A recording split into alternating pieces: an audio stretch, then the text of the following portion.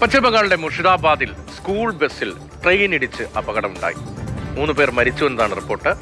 ബർഹാംപൂരിൽ railway gate അടയ്ക്കാത്തതാണ് അപകട കാരണം. നിരവധി കുട്ടികൾക്ക് പരിക്കേറ്റു. വിഷ്ണു പ്രസാദ്, വിഷ്ണു, ആദ്യം ലഭിക്കുന്ന 3 പേർ മരിച്ചു എന്നടക്കമുള്ള വിവരങ്ങൾ എന്തെല്ലാമാണ്?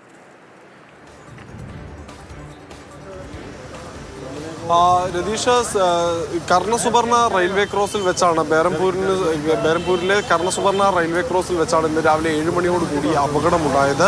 ഇവിടെ നിംതിത കത്വ ട്രെയിൻ, പാസഞ്ചർ ട്രെയിൻ കടന്നു പോകാനെടുക്കുന്ന സമയത്തായിരുന്നു റെയിൽവേ ക്രോസ് തുറന്നിട്ടിട്ടുണ്ടായിരുന്നത്. ഈ സമയത്താണ് സ്കൂൾ കുട്ടികളുമായി വന്ന വാൻ അപകടത്തിൽപ്പെടുന്നത്. ഈ വാനിലേക്കും അതോടൊപ്പം ഉണ്ടായിരുന്ന ഒരു സൈക്കിളിലും ട്രെയിൻ ഇടിച്ചു എന്നാണ് ദൃക്സാക്ഷികൾ പറയുന്നത്. അപകടത്തെ തുടർന്ന് പരിക്കേറ്റവരെ മെഡിക്കൽ കോളേജിലേക്ക്, മുർഷിദാബാദ് മെഡിക്കൽ കോളേജിലേക്ക് മാറ്റുകയും ചെയ്തിട്ടുണ്ട്. 3 മരണങ്ങളാണ് ഇതുവരെ സ്ഥിരീകരിച്ചിട്ടുള്ളത്. ഇതിൽ 2 പേർ കുട്ടികളാണ്, മറ്റൊന്ന് ഈ വാനിന്റെ ഡ്രൈവറാണ്. മറ്റു പല കുട്ടികൾക്കും പരിക്കേറ്റിട്ടുണ്ട്. ഇതിൽ പലരുടെയും നില ഗുരുതരമാണ് എന്നും അറിയാൻ സാധിക്കുന്നുണ്ട്.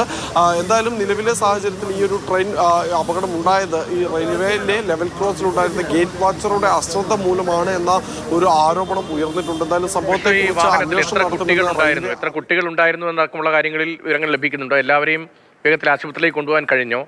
പരിക്കിന്റെ ഗൗരവ സ്വഭാവത്തെക്കുറിച്ച് വിവരങ്ങൾ വരുന്നുണ്ടോ അവിടെ നിന്ന്?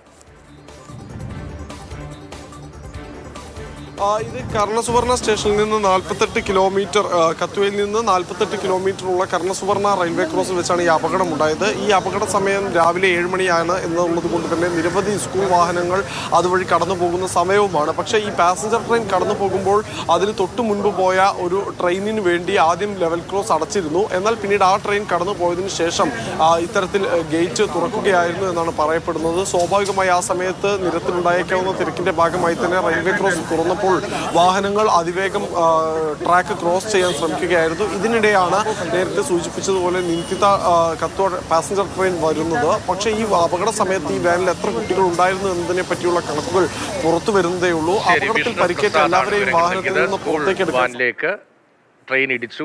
വലിയൊരു അപകടമാണ് അവിടെ ഉണ്ടായത്. 3 പേർ മരിച്ചു എന്ന്